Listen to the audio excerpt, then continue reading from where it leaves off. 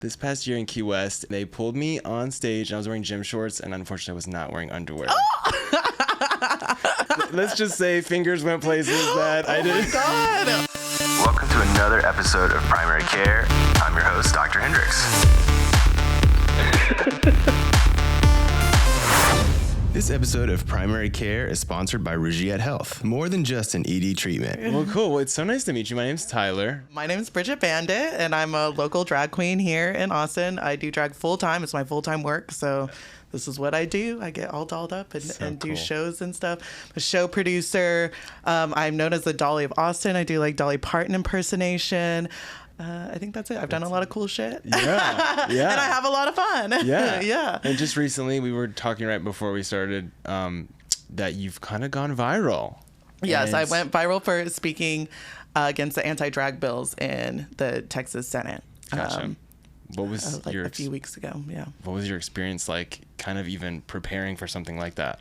Well, I've kind of been following these laws and kind of bills in other states and stuff. Right. Literally, like my TikTok For You page is like mostly people's testimonies and stuff because it's just so interesting, like to see the way people's ideas and arguments and stuff.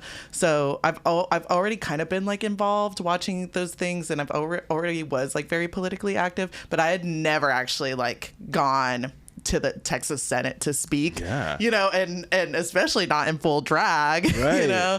So, but I kind of had an idea of my arguments against the bill, especially from my perspective as who I am as a person. And I knew how to kind of make that statement because I've had videos kind of go viral on TikTok before for like calling people out on their assumptions and stuff. So I kind of knew the power that I had as a drag artist that's AFAB, assigned female at birth. And so going into drag was like a decision based on how do I make my point the strongest, you know? Sure. So yeah, it took a lot of thinking and consideration of what I had kind of experienced before to decide to do it, you know? Right. So, but yeah. That's awesome. So AFAB, so I kind of was just introduced to that with Victoria Scone being on, or Scone. Victoria Scone. Scone. I messed Victoria up Scone. being on I love Drag her. Race. Yeah, me too. Huge fan. And so incredible to see that she kind of broke the barrier there to bring those into the competition, but also just to let people know that they exist. You exist. And so do you feel like being AFAB in that Senate hearing was a positive for you? Oh, well, yeah, because I think that, you know, when people see me in full drag, they don't know what's happening under here. And, you know, a lot of people assume that I'm male underneath this costume when I look like a beautiful, gorgeous woman. I don't understand, you know. But that assumption is made so much. So, but it kind of goes to prove like gender is socially constructed and these ideas that they're trying to impose on a man dressing like a woman or a woman dressing like a man. What does that even mean? You know, because right now I'm dressed like a woman, but you're assuming I'm a man, you know? So like, you know, like it was just a fun little flaw to point out. And it also just completely points out like the kind of discrimination based on sex or gender, you know? So yeah. Do you think these issues are actually important to people who are creating these laws, or do you think they're trying to distract us from more important things? Oh, absolutely. They are absolutely using like drag queens as a scapegoat to real issues. You know, it's so disgusting the kind of rhetoric they use towards us, like groomers and stuff like that, because it's you're diminishing the value of that word, you know, when you just use it as a slur. What does it even mean anymore, you know? Exactly. And then it perpetuates that kind of harm that you're trying to argue that you're fighting, you know? It's so interesting how they like to throw grooming on the LGBTQ plus community very often, considering that we're all groomed to be straight. I mean, let's be honest, right? Like, absolutely. We grow up like everything is meant to be, you need to follow this path, and grooming us into straightness, which does not work. Yeah. So grooming doesn't always work. Did you see the baby onesies that were like, that had like wildly inappropriate stuff about like mom's tits and like, I don't know, like our future Playboy. Yeah, and it's like, oh, but it's the cool. Queer people, you know. But how dare two women kiss on television or two men kiss on television? All of a sudden, then, you know, like, I don't know. It's wild to me. I do wonder, like, what is the primary purpose for preventing things like that from being out there? Obviously, at this point, most people have come into contact or seen in some fashion that 2 men can kiss and 2 women can kiss. Is it the religious aspect of it? Is it the just...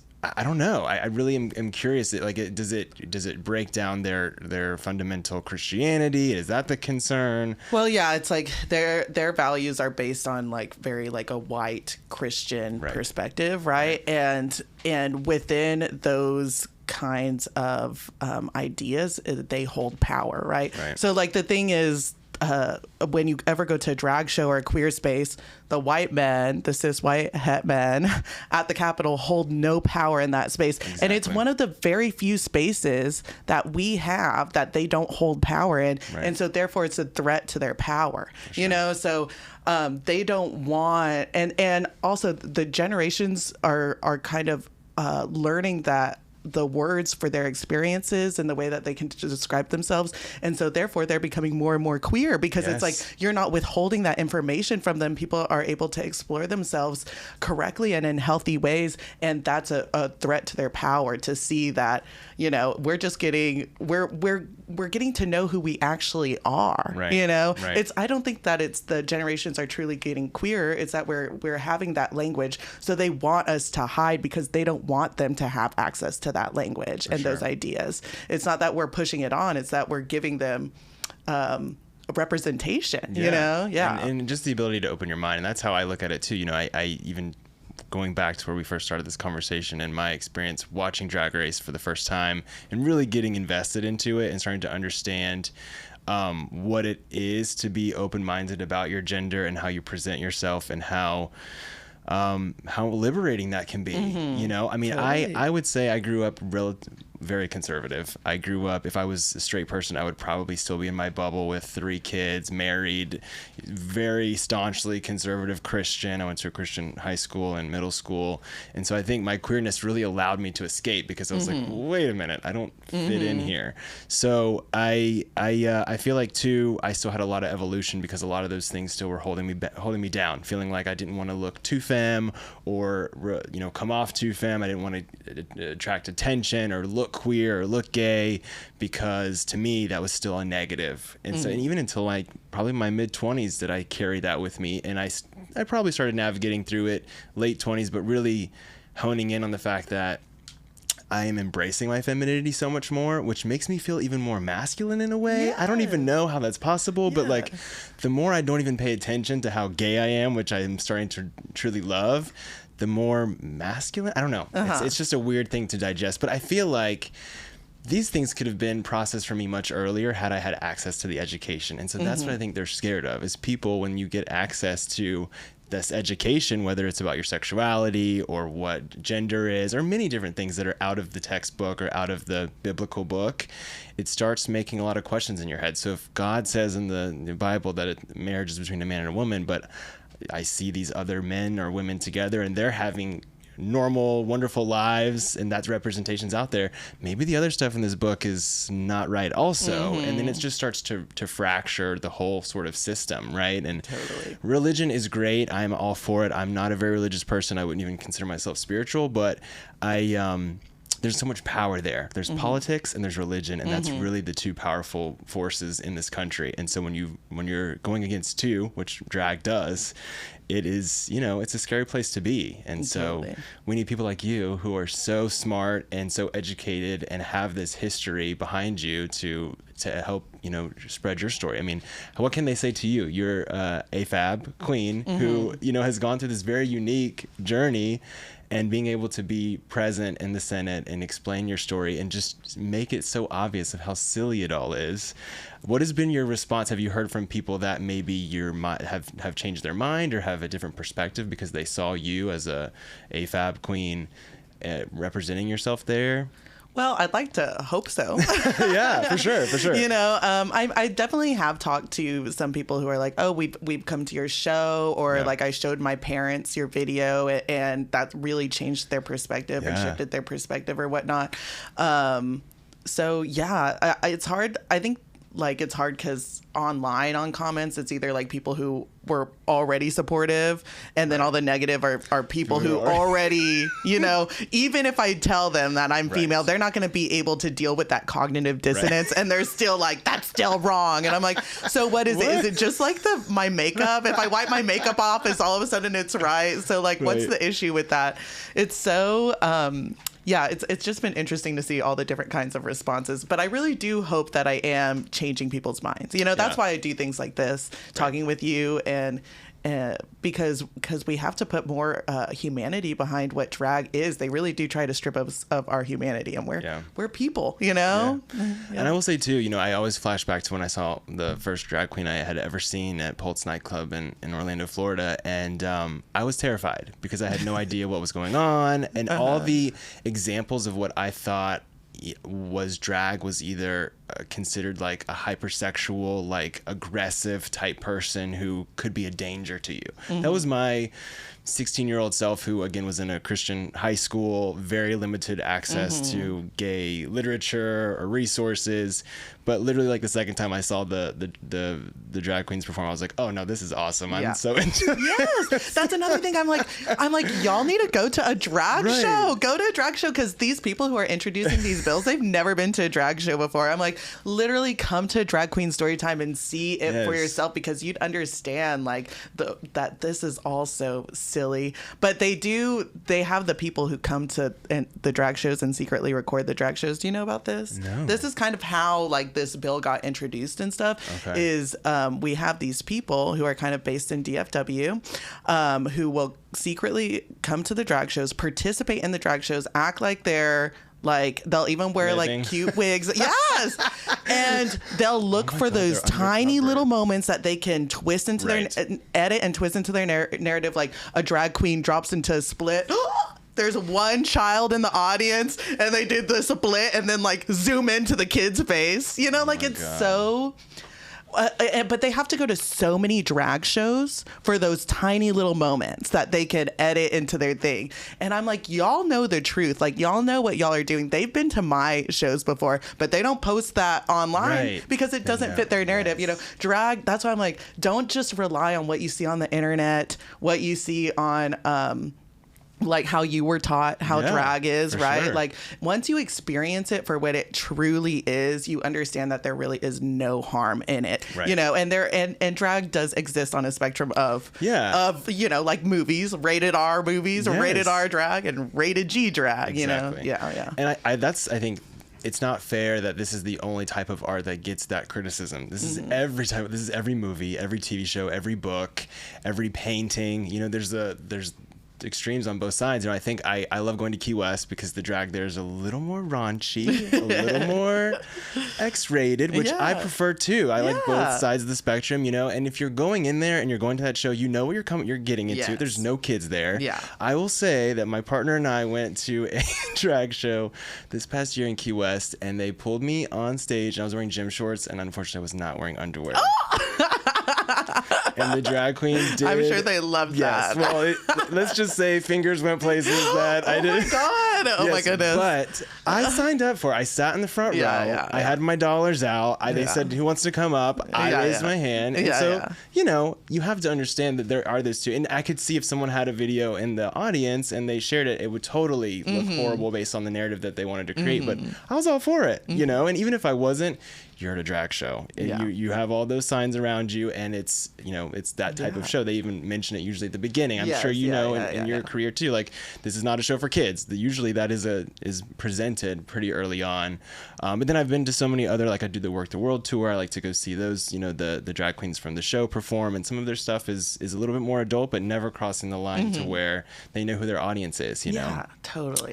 But that's just any artist. And exactly. I like my analogy I like to use is like, you know, you're going to see an actor who's been in a rated R movie turn around and also be able to do a rated G movie, but you don't sit there and voice concerns over if the rated G movie is going to have any inappropriate content for kids just because the actor has also done a rated R movie. You know, like what I'm going to do at 11 p.m. on a Friday night at Old Can Harry's is not going to be what I do at 2 p.m. at wherever I'm hosting a drag story queen hour or whatever. Drag queen story time. What the that got a little twisted there. But are you going to Old Can Harry's tonight? Oh, I don't know, maybe, but I'm not performing. Mistress Isabel Brooks is there. I know. We had her at our award-winning drag brunch, Coco Cunts. Oh, I saw this. Yes. We were leaving town, and I saw the sign. Are you gonna go tonight? I think so. Are you gonna go? I might. We'll see where the day takes me at this point. We'll trade digits before we leave, and we'll see if we can meet up there later. Okay, cute. That would be fun. That would be fun. Hey folks, my podcast Primary Care is sponsored by Brigitte Ready, the latest pharmaceutical advancement in erectile dysfunction. This is a sublingual compounded treatment using 3 ingredients, sildenafil, tadalafil, and apomorphine, and it works up to 5 times faster than pills and chewables. We give you a promo code Primary Care for 20% off your first order and free shipping. Now, let's get back to the content. But yeah, so I'm going to kind of twist to something that Victoria Scone kind of brought into play for me as well, and that is how difficult it can be for some AFAB queens to kind of feel comfortable in their community, feel supported. Has that ever been an issue for you, or have you ever experienced kind of a difficult time, especially in the beginning? Yeah. And of course, this is jumping to something that's completely different than what we were just talking about, and we don't want to create a narrative that there's this inter-drag conflict. No, totally, yeah. But this is real life. We work and we deal with people and differences, and I'm sure that you've had to deal with some, irritation and inflammation in your career regarding that topic. Has that affected you much, or what's been your kind of story there? Yeah, definitely. I mean, whenever we talk about community, like obviously within any kind of community, there's going to be kind of disagreements and struggles, and it doesn't mean that the community is any less strong. It's just like it's something that we do have to talk about and acknowledge, and one of them is there is misogyny within especially gay men, and a lot of drag scenes are primarily like cis gay men, and it affects, all kinds of people, from me, like an AFAB non-binary person, to trans women. And it's hard. That's why you don't really we haven't seen a lot of like trans women on Drag Race and stuff, or AFAB people on Drag Race as well. But personally, that being said, personally, yes, I have experienced that within the community. I started drag about like 4.5 years ago. So I think there was like way less representation of people like me within like Drag Race, like you see now, and other spaces.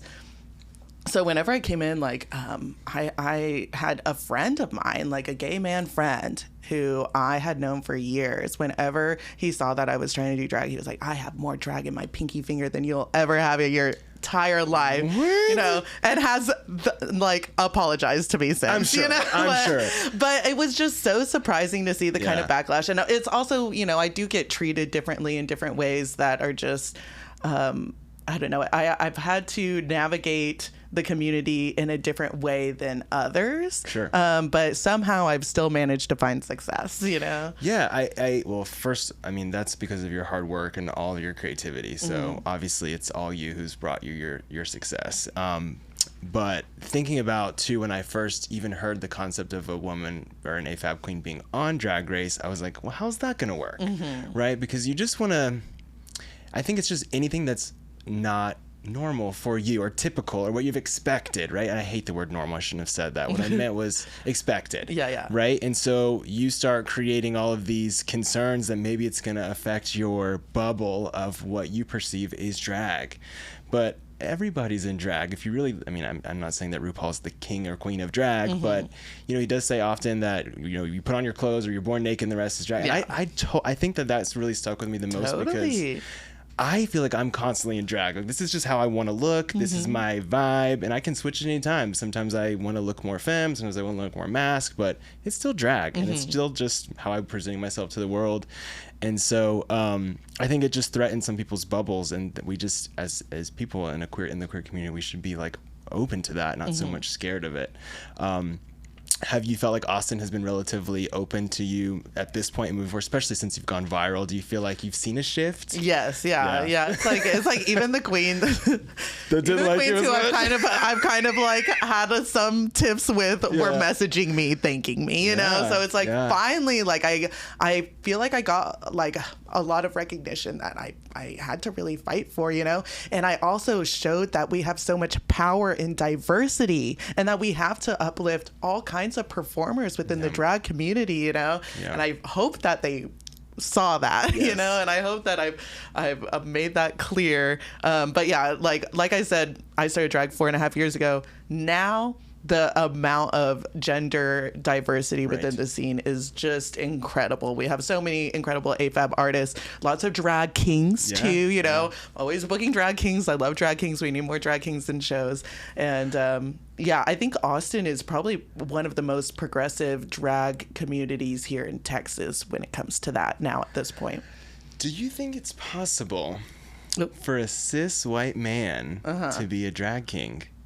Yes. Yeah, we do. We have a cis white gay man, Maxim, who does drag king stuff. Really? Yeah, and he's awesome. I love him. I kind of want to try it. Yeah, you should do it. I mean, I want to do drag in some capacity. I'm going to send you some people. I forget there's another one. Oh my God, I forget his name, but he's amazing entertainer who does like the hyper mask stuff as a gay man. Yeah. That would be so fun. I think that would be a good toe to step in, because I would love to do like full like queen drag, but I feel like, you know, who would be like my role model kind of. I don't know if you've watched this season of, there's so many seasons of the show, but Cameron Michaels, because, you know, he's got a little bit more like muscle to him, but he's still able to present super femme, and that's what I don't want to look masculine at all if I'm going to be a queen. Like I want to look like I'm gonna F that, you know, like that is the kind of girl I want to be with, you know, and it's gonna be a lot of work. Yeah, totally. Yeah. So I think I could do the drag king a little bit faster, at least to step my toes in. Yeah. I mean, we may have to. You should. It's so much fun. You know, it is like you said, you're born naked and the rest is drag. That's totally true, right? Like, yeah, it's just like what I'm doing. Hey. And I feel like I'm kind of in this like new era. I'm stealing from Mistress Isabel Brooks. She's always saying era. So I feel like I'm in this like more outspoken performative era since I've been doing a podcast and kind of just been more out there on social media. So I feel like I'm kind of ready to be more in the spotlight, whereas maybe years ago I would never have been on a stage to perform doing something like that. But yeah, so I might be ready. We'll see. I do an open drag stage Do you? Come through sometime. Can you imagine? We will definitely put that on camera. That would be so much fun. And then, so anything that you, I also, obviously, Victoria Scone, I hate to keep bringing her up. Yeah. Because it sounds like my representation of AFAB queens is like really low. And it is. I want to expand. But something that I don't, and this is something you don't have to necessarily comment on, and I don't want to throw like a curveball at you, but she mentioned something that I thought was really interesting. She was in a specific, you're good. Actually, this is a good time for me to take a sip too. Yeah, I was like, okay. I'm okay. It truly is liquid death. She was in one of the episodes. There was a competition where they were like doing verses, and you may remember this was like a rap verse. And one of the other queens mentioned the term "fishy," and she said that, you know, it didn't seem like that personally offended her, but she was like, "This is an issue in the community. People are offended by it. Just so you know, you know." And I think that was a good topic. I think there was a lot of online sort of uproar over this very silly sort of education that maybe something you say may offend someone, and if it does, just don't say it. Right? I mean, especially in a national platform. If you want to keep talking like that with your friends or put that in your verse in your own CD, totally fine. But if you're amongst people who may be offended or people who are representing people who could be offended, let's talk about it and let's get educated. Are those things that you try to do as well when you feel like you are in a situation where someone does something offensive that, you know, or are you more of like a, because I'm more of like a, not gonna say anything. Oh really? No, I will speak my mind. But that's good. That's how change is made. Yeah, you know? Totally. I do. I mean, but I try to do it in a way that actually like builds dialogue and conversation instead of just like shooting somebody down and be like, hey, that's not right, you know, be like, hey, can we like talk about this in a way that actually like builds community, like ultimately what I think is like what's best for the community. And whenever we treat everybody right within a community, you're building community, but you have to do it in a way to get people to hear you, right? Which is like what I had to do for the Senate. Same thing. Like I sat there like really nice, and although I have a lot of other words I would love to say to those people. I did it in a very in a way that people would want to hear me. But I feel like that's kind of like a power I have as somebody who grew up femme and AFAB, right? Like grew up a girl. Like I've always had to kind of like learn how to get people to listen to me, because once you're angry, all of a sudden you're just a bitch. You know, like you're on your period. You're too emotional, blah blah blah. So it's something that I've always had to deal with. So I feel like I kind of have like this special skill set because of my background and who I am, right, to have those conversations. And yes, I will have those conversations because I think that they're important. And I think that a lot of people don't know. I've had that fish conversation with somebody in the back room before. They were taking off their costume, and they're like, "Oh, I smell so gross. I smell like a pussy." And I was like, I think my head spun around a few times. Like I was like, oh my God. But we had a conversation about it. I was like, yeah, you know, like that idea is perpetuated from the term fish, and right. you're using somebody else's like body as a way to like say that you smell bad. Like that's awful. Right. It's very specific. Know? It's not just like saying I smell like a butthole, which we all have. Same thing. If you're gonna say negative, say armpit. No, I was like, have you ever smelled a dick before? Definitely, you know, agreed. You never hear that, obviously. Yeah. And I'm like, but I also don't want to use that as like, you know, like the basis of whatever. But right. You know, come on, you know. Exactly. But it is important. And I think too, you know, unfortunately shit falls down the ladder. And of course there is a ladder, right? There's, like you mentioned, there's a lot of misogyny. There's still a lot of racism in the LGBTQ plus community. And so I feel like gay white men get it from our straight white men friends and women friends, who then we decide to put it against the people who we consider below us based on what society tells us. And it's something that you have to, as a white man, be conscious of. And know that things that, especially me, and I look back on this a lot because of growing up in a conservative city and a conservative bubble. How many times have I done things in my life that have maybe been racist or been misogynist, and I didn't even know? And so I do try to reflect on that a lot so I can learn to be better. And it's very interesting because I think growing up queer too, I sort of felt obviously on the outside of my religious conservative family. So I usually had friends that were either people of color or queer, and so mostly people of color, because I didn't have a lot of queer friends. But I look back to, it's like I didn't have any white friends growing up. But I think it's because the people that I made friends with felt like they were minorities, and being gay, I just felt the same. And we kind of clicked there. And so that's also helped me too. But I'm just constantly also trying to tell other friends of mine or people who I meet that do see a representation of themselves in me, that, you know, if you see me as someone who's like you, that you do think of those things as well. Are you being cognitive of your white privilege and how you can, you know, be presenting misogynist or racist to people around you, even if you are queer? You know, I think sometimes gay men think we can do anything because we're gay, right? And that's not quite the truth. Totally. No, totally. I think what it is like gay men get so much shit growing up. You know, like there is a lot of homophobia, and whenever you have other people that you can kind of like perpetuate that trauma onto, I feel like it's just like a cycle of harm, you know, right? hurt people. And so it's sad to watch it happen because I know where it's coming from, but it doesn't mean that you don't have to undo it. And another thing about that is we all have shit to undo because we live in a patriarchal, white-centric society, right? So like even as an AFAB person, I had to undo misogyny. That's why you have homophobic gay people. That's why you have transphobic trans people. Like just because you are within a certain group doesn't mean you don't have work to do. You know? For sure. Like so yeah, we all got work to do. We gotta do it. I had to work on my shit too. So yeah, I know how it is. You know, I get a lot of the cis white gay men that are like super conservative or super politically Republican on my social media. They they like to comment on my stuff. I never respond to comments because what's the point? I know. It really is just a waste of time. You're not going to change anybody's mind. I've had to stop myself so many times, especially the past few weeks. I'm like, no, just block them. And I just wonder, like, what can I do? Like, I have this platform. It's not large, but it's enough to where I am in contact with these people. And like, I feel like I do see myself in some of them years ago, right? Like 15 years ago, me would probably be saying those negative, horrible things too, because I was in an environment where that was the the echo chamber, right? My parents were super conservative. My mom actually, I'm not going to say that. We can edit it out. No. She voted for me one time for the presidency and just sent my mail-in ballot and didn't even tell me. Oh my God. What? Yeah. So she wanted to make sure I voted. It wasn't the last election. It was the one. That's crazy though. That's still crazy. I know. Yeah. It was for Obama versus McCain. Yeah.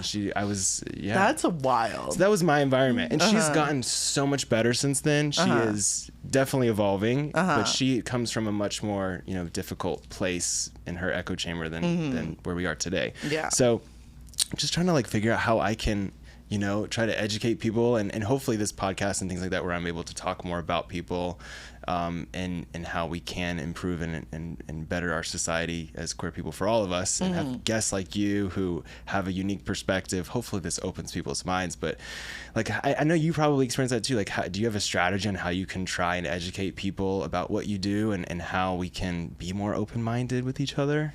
Yeah, I think that like, that's the struggle, right? Is like, it's about not just like, excuse me, my nose.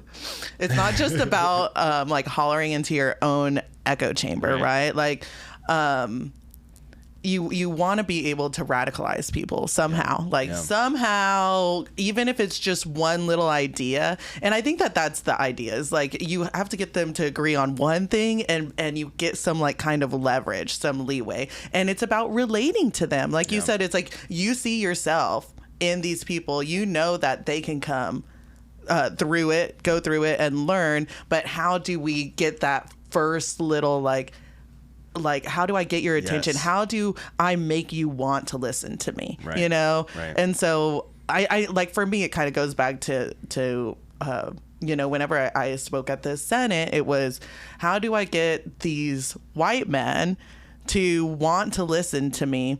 And I thought at first maybe I should go dressed as like a cis woman, looking like I do, out of drag, sure. In like a suit, like somebody that they would want to listen to, and then hold a photo of me in drag. And I was like, no, I don't think, like, I think that they'd just be like, oh, she's just confused. They wouldn't understand like the power of my drag. But I was like, okay, if I go in drag, I have to make sure that I am so just like well-spoken, right, and kind and speaking like this and just really gentle, not abrasive at all, legally on the mic at my shows. I'm like, I was like, I can't do that there. Right. So, I don't know. I think about it a lot, and I hope that like it did make some people want to listen to me, but I think it is also relating with people and understanding that, I don't think anybody's a bad person because they don't understand something, that they've never been introduced to certain ideas or topics, because we all grow up in different kinds of households and stuff, like you were talking about, especially queer people, Well, I'm obsessed with you, so please come back. Oh yeah, I'll come back sometime. I'm sure it would be great to check in and see how you're doing. I'm sure you have a very booked schedule as you've gone viral, and you have a lot of talent to share. So anywhere people can see you on a regular basis, or how can they get in touch with you, or send you love and support, which you deserve? You can follow me on socials. Obviously, I'm sure you'll have that posted on the thing. Yeah. And I perform every single Friday night at Oil Can Harry's at 9:00 for Kingdom, hosted by Alexander the Great, a drag king. So you get to have some drag king representation. And then every Saturday at Coconut Club for Coco Cunts, which is our 21 drag brunch. And it's a lot of fun. It's award winning. And then I also just do my own one-off events and stuff. Those are the ones you want to come see. You want to come see me host a show. Yeah. Follow me on Instagram. I post all that stuff. And and then I also work through Extragrams, which is like a drag delivery service. So if you want me to go to a party or something like that, you can literally hire me to go perform. So let me know. That's super cool. Well, I really appreciate your time, and thank you so much for coming to educate us. And I look forward to being able to learn much more from you in the future. And I feel like we're friends now, so I hope we get to hang out. I'm going to hopefully see you maybe tonight, sing Mistress at Open Harry's. And I look forward to being able to chat with you again soon. Well, thank you so much for having me. No problem. Add us on Instagram at Primary Care Pod. Catch up on past episodes and don't miss out on new ones. Subscribe to the podcast on YouTube, iTunes, and Spotify at Primary Care Pod.